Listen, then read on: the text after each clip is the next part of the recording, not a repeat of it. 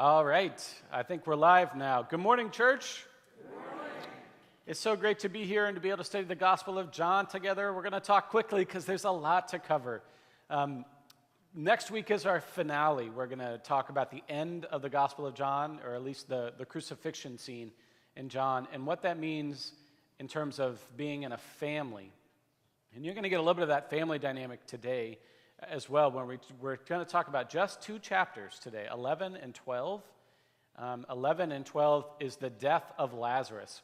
And in John's gospel, it's bringing Lazarus back to life that gets Jesus in trouble. So in the different gospels, they come up with the reason for why Jesus is arrested and eventually killed. What's the thing he did that threatened the social order enough that they killed him? In John's gospel, it's actually this. It's the resurrection of Lazarus, which theologically means, of course, like resurrection in itself is sort of illegal, right? It's like it breaks the rules of our expectation of what it means to be a follower of God, and everything changes after that. So a little bit about where we've been. So far, we've talked about all of these things, and a reminder that Jesus teaches through revelation based on the questions that you ask. This is a very relational version of Jesus. It's a conversational version of Jesus. And also a reminder that John does not care about what you think the Gospels are supposed to be about. John makes up his own story. John is a dreamer. He's not a realist. He's not trying to tell you a synopsis like the synoptics are telling you. He is telling you a very theological woven tale about who Jesus is and why Jesus came. A reminder that there are 7 signs in John's gospel. Signs are miracle stories that point to Jesus being the Son of God. And today we're going to talk about the last one. We talked about a lot of them last week. And also a reminder that last week we talked about all the festivals that Jesus changed. And I told you that the gospel takes place over 3 years, including 3 Passovers. And we have one more festival to go, the final Passover. And at this final Passover, Jesus is going to be killed.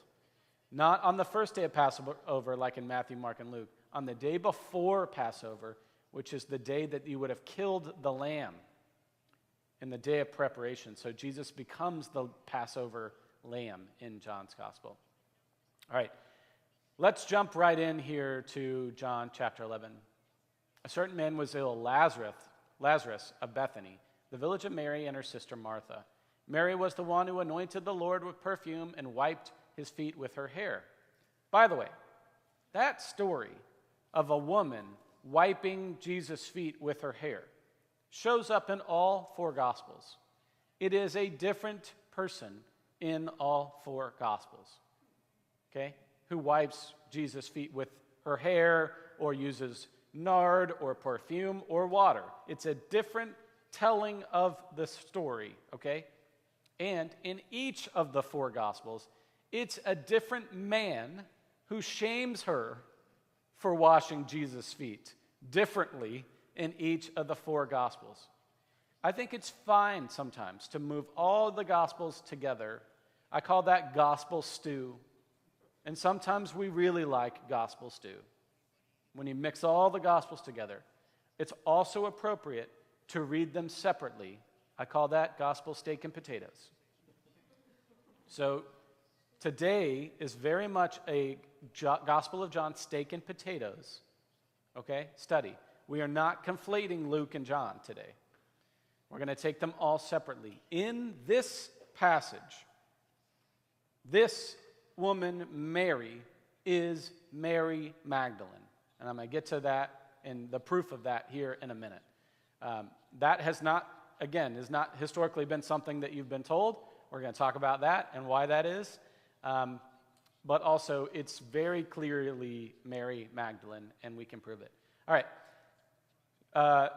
This Mary of Bethany, who is Lazarus' sister, wipes Jesus' feet with her hair. Her brother Lazarus was ill. The sisters, there's actually no S in the Greek, we'll get to that too, sent a message to Jesus, "Lord, he whom you love is ill." But when Jesus heard it, he said, "This illness does not lead to death.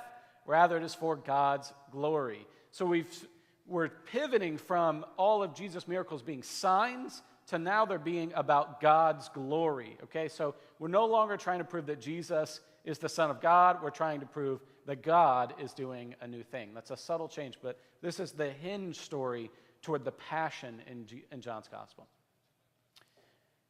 That the Son of God may be glorified through it. Accordingly, though Jesus loved Martha and her sister, that's not what it says, after having heard that Lazarus was ill, he stayed 2 days longer in the place where he was. All right, Jesus could have gone earlier, and he didn't. All right, so anytime you come across something that feels weird, you should look into that. You should wonder, why does this feel weird? Then, after this, he said to the disciples, let us go to Judea again. The disciples said to him, hard pass. The Jews were now trying to stone you. We're just now trying to stone you, and you're going there again. So this is the third and final Passover, and the disciples can see the writing on the wall, which is that going down to Jerusalem is going to be very dangerous. They've tried to kill you every time you go. Why do you keep going, right? Fool me once, right? So the disciples tried to talk Jesus out of it, as they continually try to talk Jesus out of his passion in all the Gospels. But particularly here, I want to lift up a character that you probably didn't know was in this story. The disciples know, if we go down to Jerusalem, we will die. And there is one disciple who stands up to the rest of them and says, if we go to die, we go to die. Do you know who that disciple is? It is not Judas. It is Thomas. Another person who has been slandered throughout history is Thomas. Doubting Thomas, we call him, right? Well, every time we give these people a title, we miss it, entirely. He's not doubting Thomas, okay? Let's think about that story, because we're not going to get to it, but it's in John's gospel, where Thomas is not there, right? And Jesus comes, and he's like, what do you mean I missed it? Right? I won't believe until I see, right? Well, first of all, I don't believe until I see is a very common theme in John's gospel. Thomas isn't the only one who says that. But it says in that text, all the disciples were locked up in the room for fear for their lives. Where's Thomas? Somebody has got to go get the pizza. There is no Uber Eats.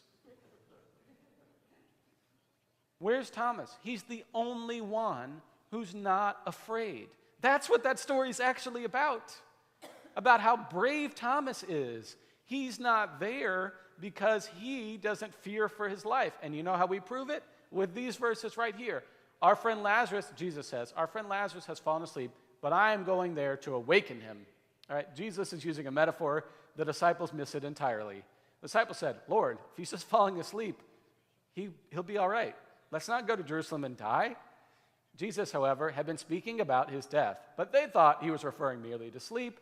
Then Jesus told them plainly, Lazarus is dead. For your sake, I am glad I was not there, so that you may believe. So once you see, you will believe. But let us go to him. Thomas, who was called the twin, said to his fellow disciples, let us also go that we may die with him. How many of you knew that Thomas had this line here? Yeah. We did, because we named a son after not doubting Thomas, but Thomas the Brave. And our Thomas is living up to that. So far, he's very brave, terrifyingly so. Every time we see him climb a rock wall, we get reminded that we named him this. Let us also go that we may die with him. That's Thomas the Brave right there. That's Thomas. All right. There's a lot to unpack in this story. We're not going to get to all of it, but I do want to reference this because many of you have asked me about this sermon that Diana Butler Bass preached at the Wild Goose Festival in July of this year, calling into question this understanding. Ralph, could I get you to go close this door here? Would you mind closing that door for me? Thank you. If I move off camera, Mark Hartman gives me that look of where are you going? You promised to stay on the stool. Yeah, he's nodding up there. Don't move. Diana Butler Bass wrote a gorgeous sermon about how this story has been co-opted. This is not a joke. This story has been written to de-emphasize how important these women are in this story. And a lot of you gave me the sermon and said, hey, did you know about this? First of all, I love that you all are interested in modern theological scholarship. That makes my heart so happy. You have no idea. Second of all, I preached on this verbatim 2 years ago and nobody remembers. Can you see the time signature up here? April 12th, 2020. This was sunrise of Easter. And here I'm talking about this theta here, right? Notice hers is 2022, right? So this scholarship's been out for a couple of years now. Out of Duke, there was a young woman who's did some work because she wanted to know more about Mary and Martha. Okay, Mary and Martha is a story in Luke's gospel. Martha is doing all the work, and Mary sitting at Jesus' feet. You know that story? Yes. If we were making gospel stew, we would say that this is the same story as that. It is not. Not by a long shot. We're having steak and potatoes today. This story is not about Mary and Martha. In fact, Martha is not in this story at all. So this graduate student at Duke wanted to look into this particular story. And she started with the resurrection. Remember, all of John is woven together like a tapestry. It's impossible to just stay in one chapter because that's not how it works. You almost have to go character by character. And so let's talk about the story of Mary Magdalene. In John chapter 20, Mary Magdalene is the first witness to the resurrection. She shows up while it was still dark. She goes to the tomb, finds that the tomb, the stone has been rolled away, and the grave clothes are already folded. And she looks and she sees a man, and she thinks he's what? The gardener. Well, if you knew the Greek and the Hebrew, you would know that that word gardener is the same word as Adam. Do you remember how we've been talking about Genesis this whole time? The gardener is the earthling, the original, the one who was told to take care of the land and all of its descendants and all of its people. That's why she looks at Jesus, who is a new creation, and thinks about him as the original creation. That story is gorgeous. Have you ever heard that story before? No, unless you got to Sunrise that day. That was our first live stream on location, Mark Hartman. You remember that? You remember how excited you were when I said, hey, not only have we been live streaming for about a month and a half, but now I want to do it on location. Doesn't that sound like fun? Yeah, it was kind of fun. That beginning COVID where we thought, this is just all going to be an amusing experience, and like, what can we do differently? Little did we know. Mary confuses Jesus with Adam, with the gardener, and says, where have you laid him? And Jesus calls her by name. And when he says Mary, she realizes who it is because he calls her by name. In John chapter 10, Jesus says, I am the good shepherd. My sheep hear my voice, and they follow me. They know me because of my voice. And in the resurrection scene, Mary Magdalene hears her name, and she sees and she believes. She comes to see and only a little. In this, Jesus says, woman, why are you weeping? By the way, that word woman, it means Eve. Why are you weeping? So there's a crying that's happening here at John 3. And it's like, through her blurred tears, she comes to see Jesus. Well, where else is there crying but in John chapter 11? Jesus comes and he finds his friend Lazarus dead. And Jesus wept. It's the shortest verse in the Bible. If you're a pastor for any length of time and you require your confirmands, which I used to memorize a Bible verse, you come quickly to know that their favorite Bible verse is Jesus wept. The tears in John 20 are an homage to John chapter 11. These stories are so intricately woven together, you cannot tell one without the other, and yet we continuously do so because we've decided that Mary Magdalene doesn't belong. We shouldn't talk about Mary Magdalene. The church has done this incredibly. This cover-up has been around for so long. None of us even knew that John chapter 11 was about Mary Magdalene. Jesus weeps in John chapter 11. All right, so this grad student, she decides she's going to do a deep dive on John chapter 11. And so what do? But you find the original papyrus. And because we, as Americans, are some of the greatest pillagers in the history of the world, we own papyrus 66. That's what I thought it was. It's in the National Archives. And so she wrote to the people who wrote to the people and said, I would like to be able to view this papyrus, papyrus 66. This is the oldest version of the Gospel of John. It's from about the year 200, right? Paper doesn't last very long.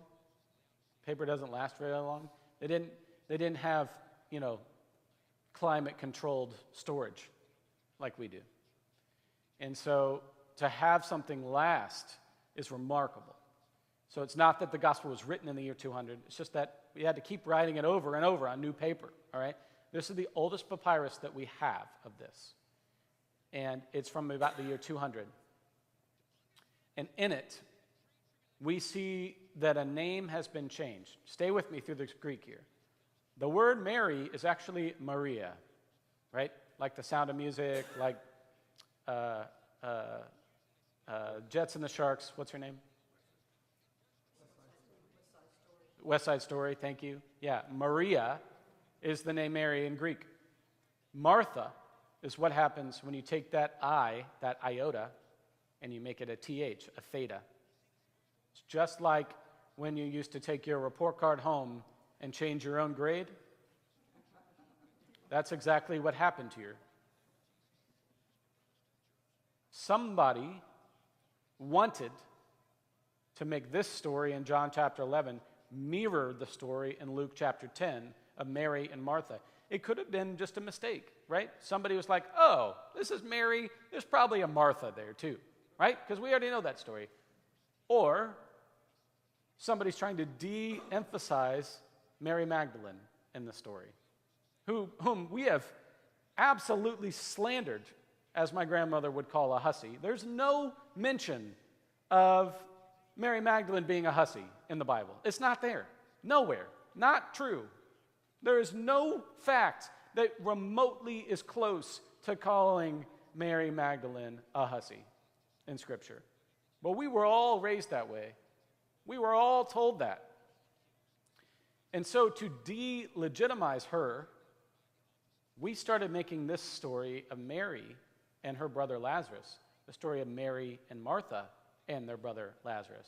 And so she noticed in the papyrus 66 that this iota has a theta written above it. Can you see that there was an I here? And now there's a th that's been inserted here? Well, that makes Mary read like Martha. That makes Mary the name Martha.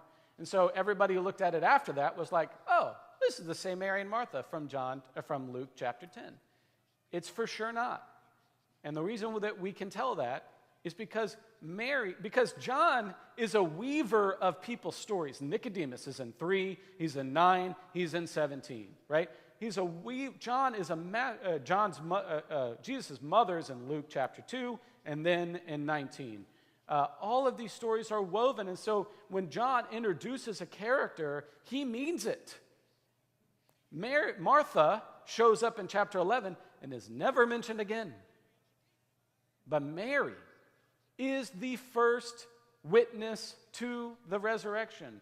And this John 11 story mirrors John 20 perfectly. Also, John chapter 1. Do you remember us talking about Peter and his brother Andrew, and they met Jesus, and Jesus asked the disciples, "Whom do you seek?" And he's like, "Rabbi." And then Jesus names him, "Peter, you are the rock." The same thing happens here. Jesus asks Mary in John chapter 20. After he says, "Whom do you seek?" Right? And she thinks he's the gardener, right? And then Jesus says, "Rabboni," and Jesus says, "Mary Magdalene, go and tell." Well, we've always thought about Magdalene as a place that Mary was from, but actually our archaeological data suggests that that place was named after her, right? Like St. Petersburg wasn't named until after Peter the Great.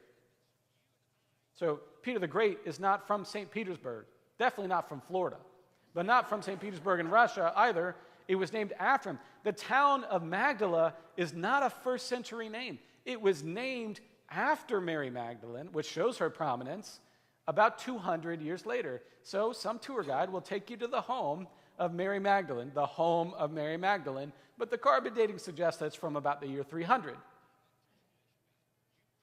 Mary Magdalene. The literal translation, Magdalene, means tower. Peter is the rock, but Mary is the tower. So, on whom did Jesus build this church? It wasn't just the man. It was also the feminine counterpart. I know this sounds like a Dan Brown novel, but it's not. That's fake. This is real. Look at these similarities in John 11. I tried to color code them. When Jesus saw Mary weeping, and the Jews had come along with her also weeping, he was deeply moved. He said, where have you laid him? And they said, "Come and see," which is that same thing from John 1. And Jesus wept. Then they took away the stone. And Jesus said, "Take off the grave clothes." In John 20, Mary Magdalene went and saw that the stone had already been removed. So in 11, she witnesses the resurrection, so that when she gets to 20 and the resurrection's already happened, she knows the evidence to look for, right? She's already lived through a resurrection. That makes her the perfect witness to get there right after Jesus' resurrection. The whole thing's gorgeous. Now Mary stood outside the tomb, and she wept. She bent over to look into the tomb and saw two angels in white seated by Jesus' body. The cloth was still lying in place, separated from the linen, the grave clothes. At this, she turned around and saw Jesus standing there, and he said, "Woman, why are you crying? Who is it you're looking for?" Thanking him to be the gardener, she said, "Sir, if you carried him away, tell me where you have laid him, and I will get him." Jesus said to her, "Mary." These stories are so intricately woven together. The evidence is overwhelming that Mary Magdalene is the only one in John chapter 11. She is the whole main character, and we've divided her part in half so that we could de-emphasize Mary Magdalene's prominence as the tower in the early church. Well, why didn't any of this get to us? One, whomever was working on the papyrus that day made probably just an error by mistake. But it already matched our preconceived notion that men should run church by that time, by the year 200, that we kept it. Then this guy, lovely gentleman by the name of Pope Gregory I, preached a series of Easter sermons in 581, slandering Mary Magdalene. And he did such a good job that it stuck forever. This, by the way, is not quoting Duke, it's quoting Wikipedia. This is common knowledge, right? As I've told you many times before, Wikipedia is not perfect, but it is easily your most trusted site for biblical commentary. I don't want you just Googling things and getting into some pastor's blog somewhere. That is dangerous. Wikipedia is by far a better choice for you. Now, if you really want to level up, come talk to me. We'll look at actual books, right? But if you're just Google searching, stay with Wikipedia. Stay in your lane, okay? There is so much bad information out there. I would much rather you stay here. And look what you can find on Wikipedia. Pope Gregory I conflated Mary Magdalene, who is introduced in Luke 8, with Mary of Bethany, Luke 10, and unnamed sinful woman who anoints Jesus' feet in Luke 7. All of those are Luke's gospel. But there are actually 3 different people that he slandered together. This resulted in a widespread but inaccurate belief that she was a repentant prostitute or a promiscuous woman. But Mary Magdalene is the first witness to the resurrection. Just like the woman at the well, there are very few people in the inner circle who get to see Jesus so clearly, so quickly, and none of them are men. John's gospel mirrors the other 3 gospels, that women are the first people to the tomb. That is just a fact. That is not up for debate.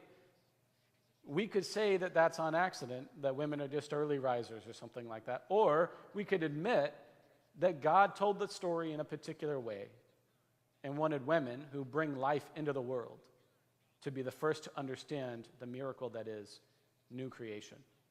So we shouldn't be surprised that Mary saw firsthand how Jesus revealed himself to his people. She realized how much he cares for people because he brought Lazarus back, and that Mary, more than any other, understood Jesus. She understands the ministry of Jesus. She was the first person. When Jesus shows up after Lazarus is dead, Mary says, Jesus, if you had been here, he wouldn't have died, which is already a statement of faith, right? Jesus, if you had been here, you could have saved him. And Jesus says, actually, I can still save him. He's just asleep. And the disciples are like, oh, he's just asleep? Why are we bothering? Let's not go to Jerusalem. That sounds dangerous. Let's stay here, right? Jesus is like, no, metaphorically, he's still asleep because creation isn't finished. And that's where John's gospel is going to pick up next week when we talk about how Jesus finishes the creation that starts out in Genesis chapter 1. We got through this a lot quicker than I thought we would, which is great, because I want to tell you this part here. The very next thing that happens in John chapter 11, Lazarus comes back to life. Mary decides that she's going to be the host of dinner, which officially is Lazarus' job. But bro was dead for 3 days, so we're going to give him the night off. So that's actually a pretty comical story, right? The man is supposed to preside over the meal. The fact that Passover is coming is like a reference to like this priestly kind of thing, right? The Passover would be led by a rabbi and no one else. Lazarus is sick. I mean, he's just come off injured reserve, right? He's not ready to get put up in the starting lineup yet. Does Jesus take over and run the meal? No. Mary does. Mary presides over the meal right before Passover in the presence of a man who's just been resurrected and a man who's about to die and then be resurrected. She presides over the meal. Then she stoops down and she washes Jesus' feet. In John's gospel, he does not care about your Last Supper scene. There is no Last Supper scene in John's gospel. Instead, there is a foot washing. Why a foot washing? 2 reasons. Gorgeous when you put them together. 1, you wash someone's feet when they enter your house. It's a hospitality measure. And 2, you wash someone's feet when you prepare a body for burial. So here, the symbolism is so strong that you are being welcomed into Mary's house. She washes Jesus' feet in chapter 13, in chapter 12, and then in chapter 13, Jesus washes his disciples' feet. Where do you get that idea from? From Mary. And of course, the men shame Mary for washing his feet, right? So they're like, what are you doing? You shouldn't be doing that. You know, this is expensive nard. Judas says, "This is expensive perfume. You should sell this and give the money to the poor." What a jerk. He was never going to do that. Judas was never going to sell the perfume and give it to the poor. That was never going to happen, right? He's just shaming her because she's doing things above her station. She's just supposed to be the half a person that we've claimed Mary to be in the face of Martha and in that house. But what she does is show us how to be welcomed into the house. And so what Jesus does the next chapter over is he gets down and he washes all of his disciples' feet as a way of preparing them to enter into God's house. It becomes a symbolic gesture of how they are now going to be children of God. They're going to be welcomed into God's family. So that's what that story is about. I think we're going to stop here. I'm literally out of slides. I thought that was going to take longer than it did, but we did a good job talking fast today. Anybody have any questions about how we got here? What's going on? John's Gospel? Mary Magdalene? Dan Brown novels? I love the Da Vinci Code. I thought it was great. Yeah, Pat? How does it compare to how Mary Magdalene is portrayed in the Synoptic Gospels? That's a great question. It's a really great question. I haven't looked at that recently, but first of all, Mary Magdalene is named as a witness to the resurrection, the first witness to the resurrection in all four Gospels. Some of them have Mary and Mary, the mother of Jesus, right? I think Luke and Matthew have Mary and Mary, the mother of Jesus, both there.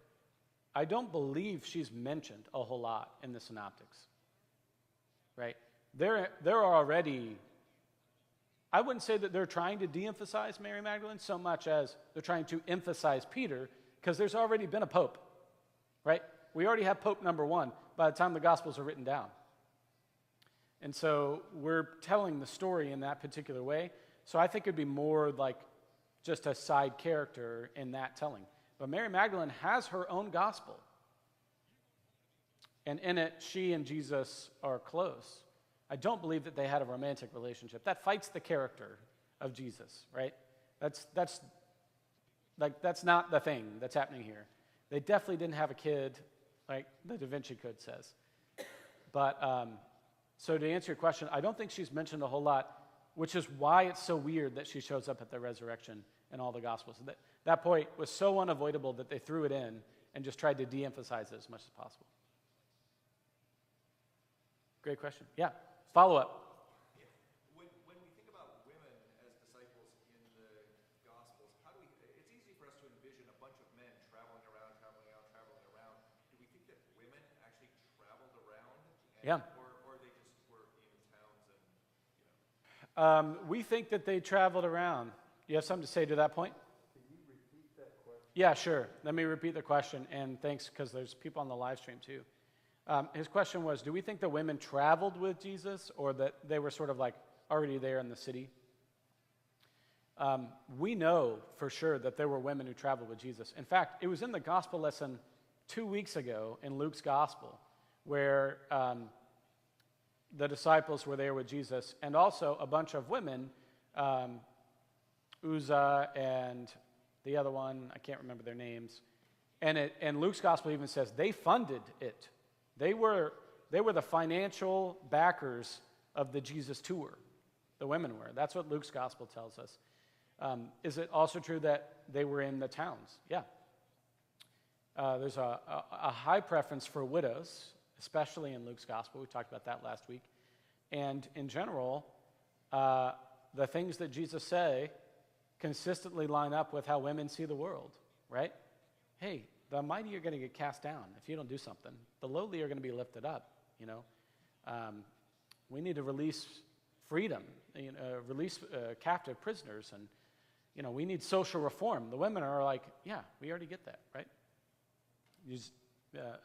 Have you seen the political maps all over the world of, like, if women voted, if women were the only voters, every country in the world would be far more socialist, right? Far more like everybody gets a piece of the pie then if only men vote, it's much more deregulation, smaller government. You know, I keep what I make, right? That's true everywhere in the world. One of the things that I always thought was really interesting is microloans. If you look at microloans like Kiva or something like that around the world, they're almost all women because the people who give the loans in those countries have found that women are far more likely to pay back their loans than men are. They're far more likely to have a business plan, to work the plan, to know, to know what it's going to cost, and they're far more likely to do that rather than, you know, lose it all gambling or something like that because they're family focused. So in John's gospel, especially where Jesus is so sort of family focused, you get that sense, right? The idea that Jesus would weep for his brother, Lazarus, who's not really his brother, but just a really close friend. That's an intimate version of Jesus. The idea that Jesus would talk to this woman at the well, that's a very intimate version of Jesus. Think about that compared to Luke's gospel where the children don't have access, right? There's like bodyguards around him all the time.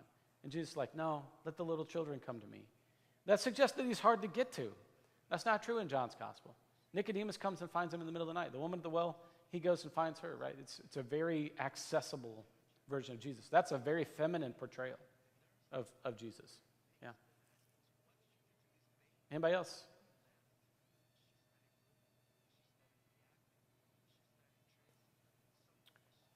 All right. Well, I won't keep you any longer. Please come back next week. Wear red. It's Reformation Day, and we are really, it's a big finish next week. So invite your friends and your neighbors. It's going to be fireworks, a smoke machine, just the whole thing. So see you next time.